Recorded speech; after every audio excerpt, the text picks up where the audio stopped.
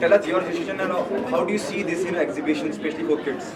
सी definitely जो मेरा कारण है यहाँ पे आने के लिए, यहाँ पे दो कारण हैं डेफिनेटली। पवन जो अच्छा दोस्त है मेरा, उसे सपोर्ट करने आए हैं और एजुकेशन को सपोर्ट करने आए हैं। यहाँ पे it's India's first organised platform for school education. ये पहली बार ऐसा प्लेटफॉर्म बना है जहाँ पे पेरेंट्स के लिए खासकर गाइडेंस मिलती है, उन्हें काउंसलिंग मिलती है। सो बच्चे और पेरेंट्स साथ में मिलके boarding school, international schools, pre school, day school चुन सकते हैं। सारे बोर्ड से चुन सकते हैं कि कौन सा उनके बच्चों के लिए बोर्ड बेटर है। सो डेफिनेटली बच्चों के लिए बहुत अच्छी चीज़ है और पेरेंट्स को सीखने के लिए बहुत अच्छी चीज़ है। तो बच्चों से ज़्यादा यहाँ पेरेंट्स की सिखाई हो रही है, जो बहुत बढ़िया बात है। ओके पवन, ये पूरा idea, how do you got this whole idea, taking it to this level? देखिए, पूरा गेम जो होता है वो पूरा आइडिया पे ही होता है। आपने बहुत सही प्रश्न उठाया है। Ideas, that's why ideas sell for millions. बड़े बड़े फिल्म प्रोड्यूसर भी एक आइडिया ही ढूंढते हैं कि इस पर फिल्म बना सकें, एक सीरियल बना सकें, सब तड़पते रहते हैं। तो मेरे एक दोस्त हैं जिन्होंने कहा कि आप लोग, फैशन में भी मेरा एक थोड़ा सा सेटअप है, तो उन्होंने कहा कि स्कूल्स के लिए कुछ क्यों नहीं करते। स्कूल एजुकेशन पे कोई भी ऑर्गेनाइज प्लेटफॉर्म नहीं है। हम उस बिज़नेस में थे, हम उस इंडस्ट्री में थे एग्जीबिशन के, तो हमने इस पर करीब, आपको मैं सच बताऊँ कि मैंने, गौतम, एक तो जब एंट्री किया था टीवी में तब मैंने कम से कम 20 शो छोड़े होंगे, लेकिन इस एजुकेशन ने मुझे उससे भी ज़्यादा छुड़वा दिए। बहुत दुख होता है, लेकिन मुझे लगता है कि एक ऐसी चीज़ अगर देश को दे के जाए तो शायद हमेशा एक नाम बना के जाने की, अब रहना किसी को भी नहीं दुनिया में, जाना सबको, लेकिन एक ऐसा नाम कि ऑर्गेनाइज प्लेटफॉर्म स्कूल एजुकेशन के लिए पवन शंकर दे के गए, तो ऐसी चाहत लगी। और एक स्टेज आती है जब आप पैसे से ज़्यादा आपको नाम प्यारा हो जाता है। तो मैं उस स्टेज पे हूँ कि मुझे सिर्फ कुछ देश के लिए करना है, कुछ समाज के लिए करना है। और सच बोल रहा हूँ गौतम कि जितना मेरे दूसरे बिजनेसेस से पैसा होता है, एक या दो इवेंट से पूरे सीज़न में इतना पैसा एजुकेशन में नहीं निकलता। और 3 साल ज़िंदगी के निकल गए, 3 साल ज़िंदगी के निकल गए। चश्मा कभी नहीं लगा था, चश्मा भी लग गया, यहाँ पे दिख रहा है आपको। तो ये एक एजुकेशन, पहले मैं सोचता था गौतम कि एक टीचर जो है कैसे कम पैसे में कैसे स्कूल को पढ़ाता है और खुश भी रहता है। वो तब समझ में आया जब मैं खुद शिक्षा में आ गया। एक अजीब सा खिंचाव होता है, जैसे एक एक्टिंग लाइन में खिंचाव होता है। ये एक चीज़ अलग है। जैसे मैं इससे रिलेट इसलिए कर सकता हूँ, मेरी सिस्टर टीचर है। हाँ, तो अभी वो हेड मिस्ट्रेस बनी है DPSR के पुरम की। तो वो बात निकली मेरे से, मैंने उससे पूछा, रशु इंक्रीमेंट कितना हुआ है? अब मैं वैसे नहीं बोलना चाहता हूँ, कहती बहुत नॉमिनल है। और जो उसका प्रेशर बढ़ गया है वो एकदम ही, जैसे वो सुबह 4:30 बजे उठते हैं, 1:30-2 बजे घर पहुँचते थे, अब वो आती 4:30-5 बजे घर। तो वो मैंने कहा यार पैसा तो वही है, तो ये क्या सरदर्दी, 1000 बच्चे और सर पे डाली, क्यों रिस्पॉन्सिबिलिटी उठाए? कहते यही तो मज़ा है, यही तो बच्चों को पढ़ाने में ही तो मज़ा है। तो ये एक अलग चीज़ है, जब तक आप घुसते नहीं हैं तब तक आप समझते नहीं हैं। तो मैं रिलेट कर सकता हूँ। हाँ, जो खिंचाव मुझे शिक्षा ने दिया, वो राजनीति ने भी नहीं दिया, वो एक्टिंग ने भी नहीं दिया, जो एजुकेशन ने खींच लिया है। तो एक टीचर्स की, एक आर्मी वालों के लिए बहुत रिस्पेक्ट थी, फिर एक एजुकेशन वालों के लिए बहुत रिस्पेक्ट हो गई। ओके, आखिरी सवाल, नोटबंदी को लेकर जिस तरह का माहौल है अभी, हाल में मनमोहन जी ने कहा अगर आप इस तरह का डिसीजन लेते हैं और बिना कोई पर्सनल हमला करते हुए मोदी जी पे, उन्होंने कहा कि कम से कम कोई एक ऐसा देश बताइए जहाँ पे आप पैसे तो जमा कर सकते हैं लेकिन अपनी मर्जी से निकाल नहीं सकते। आप दोनों की राय जानना चाहूँगा, आपकी निजी जिंदगी कितनी प्रभावित हुई? आपके इर्द गिर्द जो लोग हैं, आपके ड्राइवर या आपके मालिक? ऑनेस्टली अगर हम अपनी बात करें, मैं अपनी बात करता हूँ, पवन के बारे में नहीं कहता, मैं अपनी बात करता हूँ। मुझे डिफरेंस नहीं हुआ क्योंकि हमारे पास एक क्रेडिट डेबिट दोनों कार्ड्स हैं। अगर हमें सब्ज़ी भी खरीदनी होती है हम नेचर्स बास्केट से जा सकते हैं, मगर जितने बाकी सब भाई लोग हैं और अलग अलग शहरों में, छोटे शहरों में, गाँव में, वहाँ तो बैंक ही नहीं है। तो अभी तक ATM जाने की ज़रूरत नहीं पड़ी। आप कोई ना कोई बैंक जाके निकाल लेता है और सब कार्ड पे हो जाता है। हमारा जो बड़े शहर में रहते हैं, मेट्रोज़ में रहते हैं, मगर जो छोटे शहरों में रहते हैं उनकी हालत तो बहुत बुरी है और चीज़ें इतनी अच्छी नहीं हैं। मगर कह रहे हैं कि जैसे ग्रेटर गुड के लिए कुछ सैक्रिफाइसेस करने पड़ते हैं, वो सब ठीक है। मगर 2-3 सवाल भी दिमाग में आते हैं कि यार, जैसे पार्लियामेंट में उठा था अभी कि 100 का नोट 6 महीने से पता, तो 100 का नोट छापा क्यों नहीं? छाप लेते ना, 100 का नोट ही छाप लेते, किसी को सस्पेशन भी नहीं होता। तो ये ऐसे सवाल बहुत सारे आते हैं। जैसे बाहर पैसा पड़ा हुआ है, बाहर से पकड़ के लाओ ना उन लोगों को, क्यों नहीं पकड़ते? वो कह रहे हैं चलो धीरे धीरे करके करेंगे, तो पहले वो कर लेते, बाद में ये कर लेते, क्योंकि जो बेचारे सफ़र कर रहे हैं, हम तो फिर भी बचे हुए हैं। तो हमारी तो उतनी कंप्लेंट नहीं है, हमें चुभ नहीं रहा। और आप जैसे पूछ रहे हैं, जैसे अब ड्राइवर्स हो गए या बाकी हो गए, हम उनको पैसा निकाल के या आजकल चेक से दे सकते हैं, उनका हो सकता है। मैं ये सब कह रहा हूँ, मेट्रोज़ में जितने लोग हैं, और हम रिस्पॉन्सिबल है हमारे स्टाफ के लिए, तो हमें कुछ भी करना पड़े, 2 रोटी हम खाएंगे तो 2 रोटी उन्हें खिलाएंगे। तो हमें कंफर्टेबल है तो उन्हें कंफर्टेबल हो जाता है, मगर जो लोग कंफर्टेबल नहीं है उनका क्या? देखिए फैसला सही है, लेकिन बहुत ही गलत तरीके से इम्प्लीमेंट किया गया है। बहुत सही बात है, अगर आज तैयारी पूरी होती, टीम बड़ी होती और पैसा रिप्लेस किया जा सकता था। अगर मैं 5 लाख लेकर जाऊं और मैं बोलूं मेरा पैसा है, मैं इसका ओनस लेता हूं, मैं इनकम टैक्स भरूंगा, जिसको भी आप कर रहे हो पूरे 5 लाख आपको बदल के देने चाहिए थे सरकार को। अगर ये कर लेते तो कोई क्राइसिस नहीं होती। लेकिन ये सही बोला मनमोहन सिंह जी ने कि कोई भी ऐसी कंट्री नहीं है जिसने आपके पैसे पे रोक लगाई है। इकॉनमी डाउन जा रही है, लेकिन मुझे फिर भी ये लगता है गौतम, कहीं ना कहीं हिंदुस्तान के 80% लोग प्रभावित हुए हैं। बिजनेस इफेक्ट होगा, 6 महीने लगेंगे इकॉनमी को रिकवर करने में। लेकिन फैसला सही है, लेकिन बहुत ही गलत तरीके से लिया। आज बैंक भी हड़ताल पे चले गए, कल मंडे को पूरा भारत बंद भी है, एक अलग तरह का पूरा अलग रूप लेता चला जा रहा है। डू यू थिंक और हालात बिगड़ पता नहीं, मोदी जी कह रहे हैं कि 50 डेज में सब ठीक हो जाएगा। I just hope and pray for everyone. इसी धीरे धीरे हम सब पे भी फर्क आएगा ही आएगा। हम जो अभी तक सेफ बैठे हुए हैं, जैसे हालात चल रहे हैं, अगर ऐसे चलते रहे नहीं तो गौतम, आएगा ही आएगा। मेरा लीगल बिजनेस है, लेकिन जो मेरे क्लाइंट्स हैं वो इलीगल बिजनेस कर रहे हैं या वो कैश का काम कर रहे हैं, तो वो उन पे रोक लगेगी तो मेरा बिजनेस भी ठप होगा ना। अब जैसे फिल्म्स भी होती हैं, सारी फिल्में जाके शिफ्ट होगी। किसी के पास पैसा नहीं है, क्योंकि हार्ड कैश अगर आप सेट पे देना चाहें तो आपको एक मिनिमम अमाउंट लगता है सेट पे कि आपको यार चाय वाले को देना है, किसी को देना है, प्रोडक्शन को देना, स्पॉट को देना है, तो वो भी नहीं हो पा रहा। तो वो नहीं हो पा रहा तो चीज़ें पोस्टपोन हो रही है। तो अब देखा जाए तो यार मैं बोल रहा था फ़र्क नहीं आ रहा, फ़र्क तो आ रहा है। फ़र्क आ रहा है। एक चीज़ करनी थी मुझे, जो अभी तक पता नहीं कि कर रहा हूँ कि नहीं कर रहा हूँ, क्योंकि वो प्रोड्यूसर को ही नहीं पता कि वो भी कर रहा है कि नहीं कर रहा है। तो ये एक और दिक्कत है। तो पता नहीं, आई डोंट नो कैसा चलेगा। Thank you.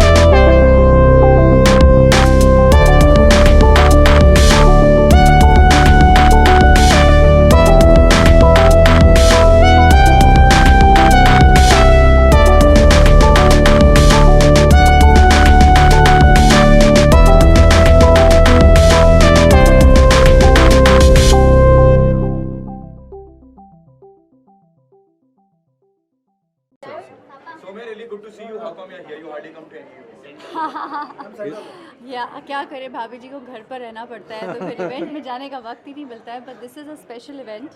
It is special because of course one of my closest friend, it's Pavan's initiative, and I'm like a huge admirer as well as a friend of Pavan.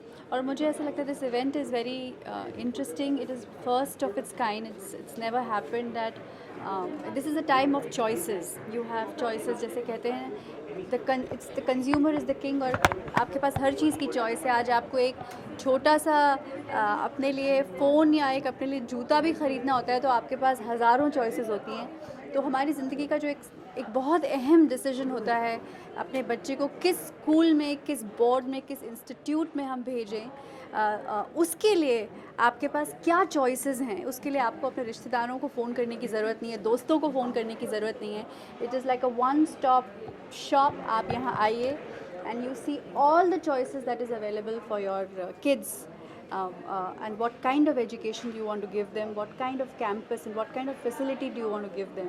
So I think it's a great initiative, and it's really ahead of its, I mean, you know, the time has come that we should have these choices. बहुत अच्छा दौर चल रहा है जी, आज से. आप जी. कहीं आपको अगर अपनी मनपसंद फिल्में देखनी है तो आ जाइए, दिखा देंगे. जी. हम ये लेके आते हैं.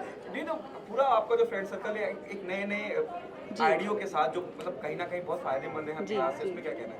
जी, मेरा खुद का एक इनिशिएटिव है 1018mb.com, जिसके तहत आप जो भी फिल्म बड़े पर्दे पे देखना चाहें हम आपको वो दिखा देते हैं. It's a democratic process. आप वोट कीजिए, फिल्म हम आपको दिखाएंगे आपके थिएटर में.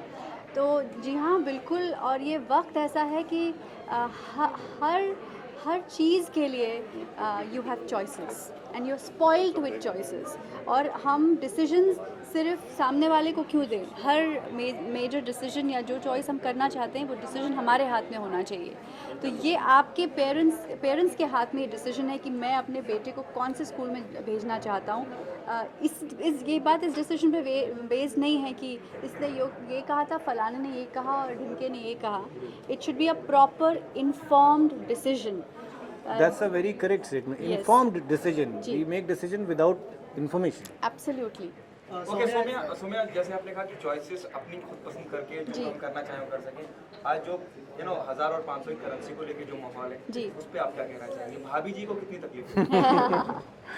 देखिए, मेरा ऐसा मानना है पर्सनली कि कोई भी बड़ा मूवमेंट या कोई भी बड़ा रेवोल्यूशन या चेंज बिना किसी तकलीफ़ के तो नहीं आता है ना. ऐसा तो है नहीं कि फोड़ा हो गया, भगवान ठीक कर दो लेकिन मुझे दर्द ना हो.